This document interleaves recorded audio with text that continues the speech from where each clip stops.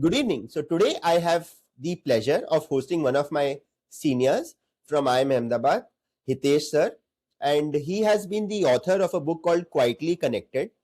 And welcome to the show, sir. We'll do a focus podcast around what this book means to you, what is the message that you're trying to get from this book. If you could very clearly tell us about your journey from IIM Ahmedabad till now, it will be very helpful to set a context. Thank you, Rag, and thank you for inviting me for the podcast. And it's a pleasure to be on the phone. So, I graduated from IIM Ahmedabad in 2005, about 21 years back. And my journey is basically into three parts. The first part was I was a part of global investment teams based out of Singapore, Dubai, Mumbai, mostly investing in deep tech, consumer goods, and FMCG. Moved to my second phase where I have been an entrepreneur. I've done two startups. One was in event tech. The second was in ed tech. The event tech platform was based out of India, Singapore, and Middle East. The ed tech platform was for the US. My third part of my journey is where I was back to the corporate world, where I led the Asia office for a large GCC for an insurtech based in San Francisco. And then I was the chief executive officer of a large consulting company. And that's when my idea of the book started. And now you're a professor of practice at a B school in Delhi NCR. That's correct. I take classes, I full-time write, and I work with a lot of startups and SMEs in their growth strategy. Fair. So the book starts with you don't need to be the loudest person in the room. You just need to be the most helpful. Now, what exactly went on in your mind when you started a book with this kind of a thing? Because normally we tend to connect networking with being loud also, that yes, you should be visible, people should hear you.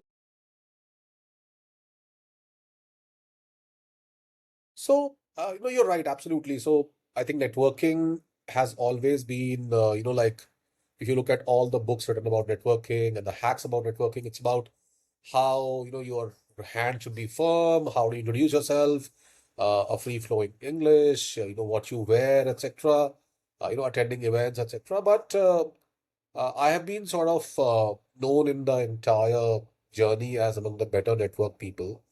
And I don't do any of that. I have always, had absolute joy interacting with people, understanding what they're going through, sort of possibly offering help. And I think karma is real. It actually gives you a significant leverage on a longer term to do what you really want to do. And I personally think that real networking around, and you can take numerous examples from the West to the country, and I've taken a lot of them in my book, is actually pretty quiet. It's for a long haul. It's not immediate. It's not transactive, and everyone can do it. It's actually fairly simple.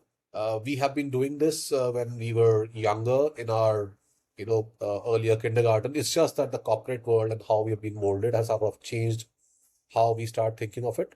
But in principle, it's quiet, it's simple, and it's not an art. It's a skill which can be easily absorbed. So were you a good networker from your college days, or was this a skill that you acquired in course of your corporate life? I used to enjoy talking to people. People used to pick up my phones, and I used to talk to them about everything. I had a couple of people who could help me get my friends a job, a couple of people who could get clients for me and my friends. I used to think that this is how the world is. But so hence I was good at that. But was it networking for me? No, it was basically the way I used to do things. And once I realized, and after attending a lot of corporate forums, a lot of corporate engagements, I realized that this is how networking is sort of positioned. So I now, if I go back and I do a extrapolation, I realize I was pretty good at that. So yes, the short answer to your question is yes, I was pretty good at that, and that's what I've tried to implement in the book. So who are the people who should ideally benefit by reading Quietly Connected? Love the phrase quietly connected. Ha, thank you so much. So, it's like who would benefit from probably being better prepared for meetings. It's actually pretty generic, but let me take some key cohorts. So one is the cohort where you have to transact and get something accomplished. It could be a large sale, it could be hire the right sort of people, it could be raise capital. So anyone who's looking at something in a slightly longer horizon on an ongoing basis, for them it is extremely relevant. For anyone in the corporate schema of things who would probably be aware that as they grow further in their corporate journeys, they will have more and more jobs which will actually not be published anywhere. It will be in a private network of a lot of people who will just refer people. And for your name to be in that zone, you need to be out there for them. And hence, for honestly anyone who's graduating or as a student right now, because right now you have a lot of time for them. They do things, they actually have time available on weekends, etc. And I always compare networking to SIPs, which is the same way you invest in mutual funds, etc. When you have a little bit capital and no immediate need of withdrawal. The same way you invest your time in networking when you have time and you don't have immediate need of withdrawal, like which is basically means that I don't really need any favor right now, but I have a lot of time to give. So I personally think that from an impact point of view, from an overall lifetime impact point of view, it's great for people who are graduating or have just graduated. But from a almost an essential aspect of their life point of view, anyone who plans to hire or get hired or uh, is selling or is getting sold to, I know that I have probably covered the entire, No, I corporate think slash it has business. context in different ways. For example, a lot of chartered accountants come to me for mentoring. They Yeah. realize that they are now stagnating in the middle of their careers because they are not well networked within the organization. They were very good doers, executors of tasks. But did they build networks for themselves in the organization or in the overall finance ecosystem? They did not. And that's why now they are stuck at a particular Yeah, level. so there's an interesting category of people. In fact, the smartest people. If you look at consultants, for example, if you look at professional services, uh, the early roles are very inward looking. You're an analyst, you're an associate, you're an engagement manager. You're given work, you do that, and you do that in a great manner. But one fine day, after like about 10, 12, 15 years of sort of gradually growing up the ladder, one fine day, the organization says, hey, go out and talk to clients now. And then they realize that while they are the best articulators and the best sort of people who can understand and decide decisions, but they're not good at conversing with people because they don't have the warmth and the connect.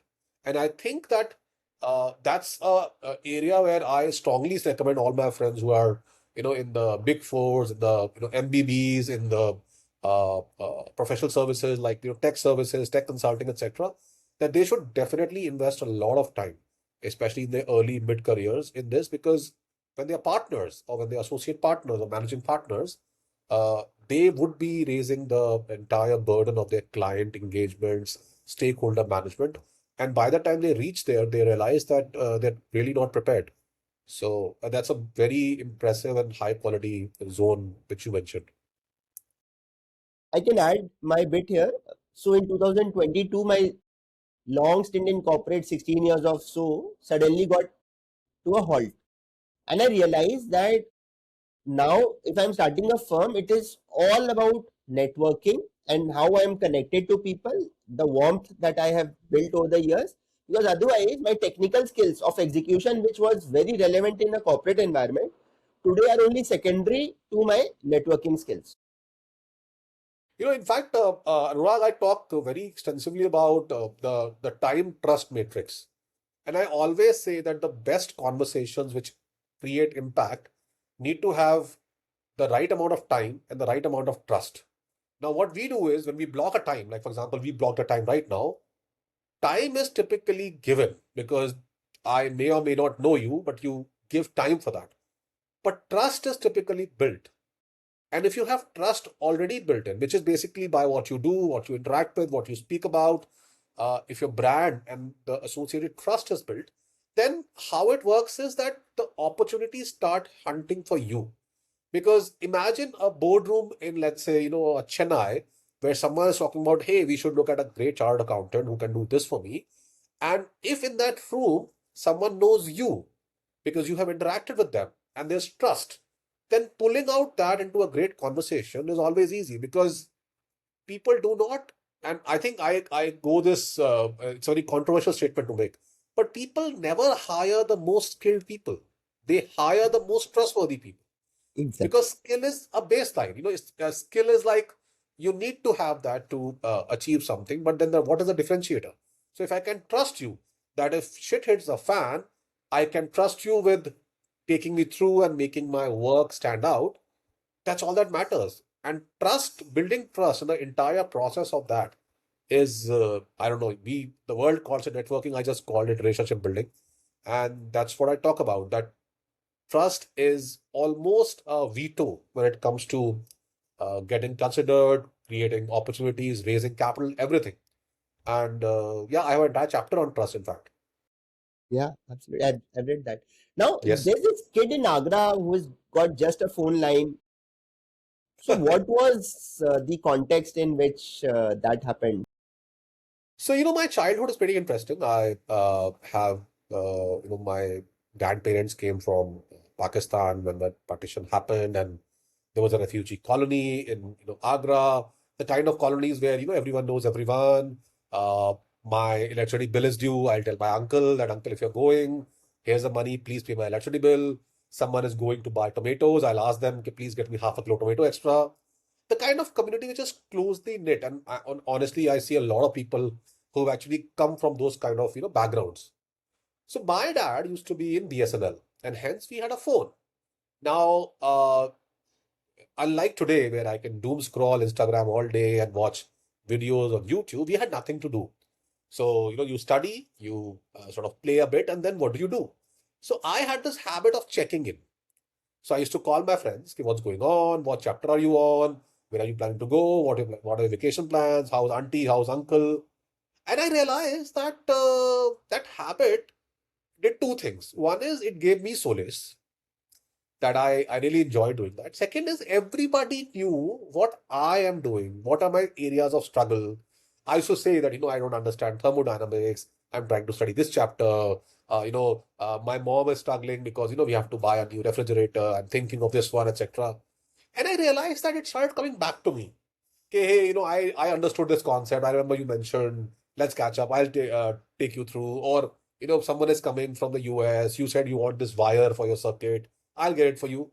And I realized that it very rarely happens that you get to the right person at the right time for the right message. All you can do is right person and right message. Right time is very difficult to time. So I always say that if you can tell the world that, hey, I'm there for you, but this is what I need, and just leave it out there, there are people who are always available who will say, hey, let me solve this for you. And it started from that, it was very difficult those days. I'm talking about, mid 80s and early 80s, to get a phone in your phone. Like, in my entire lane, there was only one phone. And hence, I was a very important person. And making a phone call used to be very expensive. So I was doing that, and I realized that it's almost like a superpower. And my friends used to always, in fact, they used to get worried if I don't call them in a week or so. So I realized that I sort of developed a very interesting habit of checking in and talking to people without really expecting much. It started as a toy for me, but gradually, when I started uh, my first job in HCL, then I was in Infosys. I remember on weekends I used to just pick up $100, go to the PCO nearby, and just call 10 friends and chat with them for 10 rupees each. And just tell them what's going on and what are they doing, just learn a bit about them. I used to watch the PCO money monitor, and as soon as it was 10 rupees, I used to disconnect and then call a second friend. I still do that. I still do that very extensively over the weekends and with all my friends. And I personally think that a lot of which has happened to me, and a lot of which I have been able to do for my friends, and in fact, the entire book was almost fundamentally cemented with that thought that the world is a great place. Everyone wants to give. there are not enough seekers. So yeah, so that's a long answer to the short question you had. Wow, I really resonate with this because if you unconditionally call up people and in the course of their conversations, they tell you about what they want from the universe, you tell them what you want for the universe, a lot of paths are automatically going to converge. But our problem in today's generation is that we do only WhatsApping and we become very transactional in it, and then we generally do not get good responses. To give you a context, in networking, there'll be a lot of youngsters who will just send you a connect request on LinkedIn. You accept this, and the first thing they will say, please give me an internship, please give me a job. It Yeah. tends to be very, very transactional. As you said, you have No, not absolutely. learned that Absolutely. trust is not been built over the period. And that's why I speak to a lot of colleges. I visit a lot of campuses. I talk about the book also and in general. And I always tell folks that, you would need internships, you would need jobs, you would to change jobs, you would need, visa support. You would probably understand that you're going to a uni in US. How do you settle? There'll be enough things if you want. But right now, you can give. So if someone is like posting on LinkedIn that, hey, does someone have a context of this? Then answer that. If someone says, hey, I'm, planning to come from this city to this city, can anyone help me with this? If you can, then do that. Because once you do that, you're triggering the trust loop. And when the trust loop gets triggered, then uh, magic happens. And I'm sure when you start contextualizing it with your life and instances in your life, you realize that I'm not speaking any rocket science. In fact, there have been numerous studies done by psychologists, by professors, by behavior therapists globally, that the propensity to respond to kindness is global. Your ability to be less anxious when you have an acknowledgement of people around you is established. And uh, and there's I always say that I always quote this the Dunbar number. So there was uh, scientist slash mathematicians called Dunbar, the US, who said that there is a limitation of the number of people your mind can manage. The number is about 150. So the point is, having 6,000 or 60,000 people on your LinkedIn is meaningless, because your mind cannot handle more than a certain number of connections. And about 40, 50 of them are already available to you as soon as you're born: your uncles, your aunties, your neighbors, your friends, your classmates. And as you graduate, as you do your masters, as you study, as you do your jobs, this number is already sorted. And that's all you need, because your network is not the 50, 60, 70 great friends you have. Your network is them into their own 50, 60, 70 people.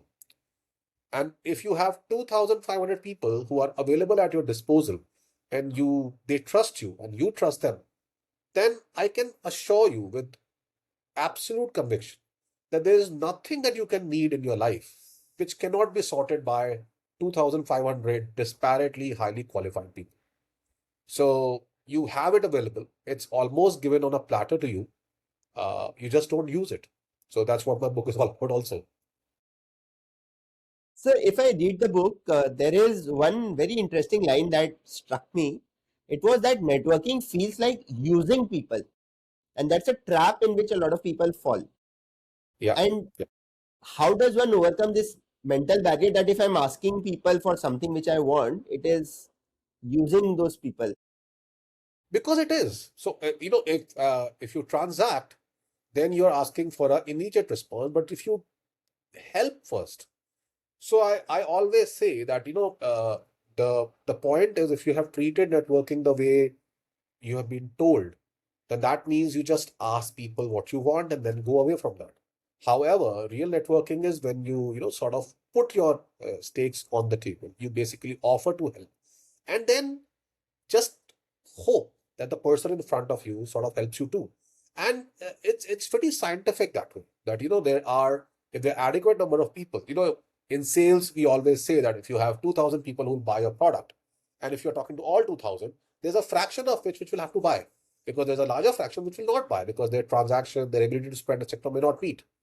The same way, if there are 2,000 people who you can engage and they know you, they like you, they are your friends, then you're not using them, you're having a conversation. And when you have a conversation, imagine you sitting over a chai in front of your college hostel and having that conversation. You don't feel you're using the person. You say, hey, I have not studied for this test. Can you help me? Are you using that person? No, because the trust overlay has already been done. But if you don't trust people, if you walk into a room where there's a chief executive sitting and you say, hi, my name is Anurag, I'm a chartered accountant and an MBA, and I really want a job in your company. Do you really expect it to happen? So the idea is that it's a trap that networking is about only taking. In fact, it's actually about giving first. So there are a lot of reasons why people stay away from networking. In fact, there's a statistic that 2 out of every 3 people realize it's important, but can't do it because it's too much, too exhausting, and too squeezing your energy sorts. And that's the reason you have myths and you have traps. You start thinking, I'm not intelligent enough, I'm not from a great pedigree. All the other people speak such a beautiful English. I can't speak English. They're so well dressed. I'm not well dressed. And even if I ask, it sounds like I'm actually using the person. And almost all of this is actually baseless. It's extremely simple points. I always say compare it to a bunch of your friends. And if it still feels the same way, if it still feels that one of your friends was better dressed and hence they got better marks, or if it still feels that if one of your friends was helping you understand maths and you had used the people, then that's correct. But that doesn't happen. So all conversations without trust are actually just myths and traps.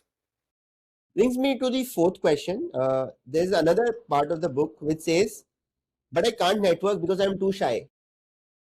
The fundamental question that arises is that can it also be a skill which is not inborn, that you're not born with great networking skills? So some people feel that it's, it just happens at birth that you are a great networker, and there's another silo of people which are shy people in this world. Can shy people eventually become good networkers? So shy is a tricky word, but let me use the word introvert and extrovert because that's more like a scientific. And just to give you an example, the world's best network people, like the topmost, are all introverts, and they have admitted on record. You call Oprah Winfrey, you call Tim Cook, you call Steve Jobs, you call even Elon Musk. They have went on record saying that we are introverts. And I always say that, networking actually is a superpower for introverts because introverts prepare. See, if you don't know how to charm, you prepare better. If you thoroughly rely on your charm and wits, you end up becoming shallow. And in the real world, your availability and your intelligence on a domain is more important than how amazingly well you're dressed. So, if you're an introvert, you don't like to talk to people, great. Use emails. You don't want to meet strangers, meet your friends. And look around and observe people. Do you think Sundar Pichai is an extrovert? He has went on record saying that I'm an introvert, I enjoy coding. But if you look at him on the stage, he's one of the most prolific speakers you can ever find. And it seems he knows everyone in the world. Now you can say that, oh, he's a chief executive of Google, etc. But the point is, it builds with that. There's in fact an anecdote about Sundar Pichai that he used to love engineers so much that he used to know people by their name in thousands. And he used to check up with them that why they're staying so late, what are they working on, what are the projects they're working on. So when it came the time to select the leader, almost the entire engineering ecosystem in Google actually said that we want this as a person. And that paid off. So, so the short answer is, I think it's an unfair advantage which introverts have for networking. And prepare better. Be genuinely keen on understanding about people before you meet them. Establish relationships, cement relationships, and you'll be surprised what you can pull off. And I have given innumerable stories about this in my book about examples uh, where this has happened right in front of my eyes. And I have given live examples of people in my team, my peer groups, people who I admire, that how they have used their introversion to a significantly strong advantage when it comes to network. Fantastic. Now, my second last question. So, you have worked in India, in the Middle East, in Southeast Asia, and the US. Do networking rules, the rules of the game, change across geographies, or are there some undercurrents which are the same, just the packaging changes when you shift geographies? So, see, if you understand, Anurag, I said that the core thesis of effective conversation is trust and time, right? Now, in developed markets, if you look at Western Europe, if you look at the US, uh, you can't get away with uh, less than great content. And hence, people assume that if you are saying what you're saying, it's correct. So that is where the the meeting comes before trust. So let's say you're seeking a meeting in the US, you have a friend in New York you want to meet, and you say, hey, I represent this organization, we are doing this, I want to catch up. They say, let's catch up. But then you have to build trust to have a transaction because that's where real dollars are getting exchanged. In India, we come from a position of paucity. We come from a position that trustworthiness is limited. People have uh, you know uh, moved their way up with different qualifications. Educational institutes for never enough. People have done really big things by sort of trading, and trading is always on information asymmetry, and hence trust is a deficit. When trust is a deficit, you build trust first. So in India, if I have to catch up with the chief executive, I have to build trust first. And my book is written very Asia first. So the classic dichotomy is that in the Western world, you do the meeting first, then build trust. In India, you build trust and then there's a meeting. And hence, all we read in our undergrad and postgrads on American case studies almost fall flat when it comes to Indian context. So the short answer to your question is it's dramatically different. However, after the first set of uh, leveling up, every concept is same because people tend to revisit you when they need something. Top of mind recall is very similar. Your brand positioning needs and how people recall you in the sea of applicants is also similar. However, making that first level of trust is something which is diametrically opposite in India or even the South Asian part to the US. Fantastic. My last question, at the last section of the book, you say that networking is not about collecting business cards, it's not about small talk, and it's not about working the room. So then, if all of that we learned over the years was wrong, what actually works in a line before one goes into there's this whole book, lot of content, but if you were to summarize, what would be that one takeaway for someone who always thought it was about visiting cards, small talk, and walking the room? Well, I was one of them. So I think networking, if you break up the word, it's your network working for you. And once you make your network reach a stage where it starts working for you, you realize it's not exhausting, it's not taxing, and there's a sea of people, very qualified, extremely smart people who just want to help you. And just close your eyes and think that there are any domain you want. There is a person out there who is waiting for an Anurag to say, hey, I'm struggling with this. And he says, okay, I'll give you 15 minutes. Let me figure this out for you. When that happens around you with a lot of people, because all your friends have networks, you don't really need to know everyone. You need to know people who know people. And that's when your anxiety and the exhaustiveness of your brain gets sorted. You're thinking right. You invest adequate time in meeting people, and then the network works for you. And when the network works for you, you don't have to network anymore. So imagine a situation where you're reaching a stage where it's almost on an autopilot. You write a problem, throw it out there, and the karma takes care of it, and the solution comes to you. And this has been done tremendously well with a lot of people. There are enough and more examples out there where people have almost gone out of the way to help people when they trust you and they know that if you need something, it's their almost moral responsibility to help you.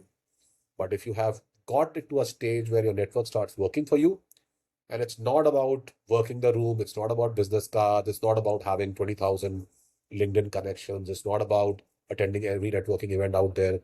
It's just about extremely simple things. Fantastic.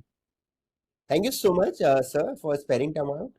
For disclosure purpose, this has not been done at any commercial consideration. I loved this book so much that I said, sir, I'm not going to just write about it. I'm going to invite you for a small podcast and let you discuss so that it creates all the more curiosity because today in an information overload era, every day someone brings in a books. Every one day someone has a LinkedIn post which gives a lot of gyan.